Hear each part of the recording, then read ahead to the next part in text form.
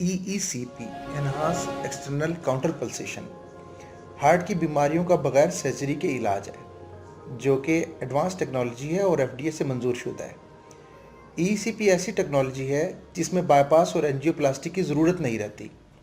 EECP treatment में EECP machine पर मरीज़ को लिटा दिया जाता है और हार्ट को ऑक्सीजनेटेड ब्लड देने के लिए टांगों में 3 कफ्स लगाए जाते हैं, जिससे मसल्स को स्क्वीज़ किया जाता है, जिससे ऑक्सीजनेटेड ब्लड हार्ट को मिलता है और उससे पूरे जिस्म में जाता है। ये प्रोसीजर 1 घंटे तक किया जाता है और कार्डिक मॉनिटर के ज़रिए मरीज़ को मॉनिटर किया जाता है। 1 मिनट में अगर दिल 72 दफ़ा पंप करता है तो EECP मशीन भी 72 दफ़ा पंप करेगी।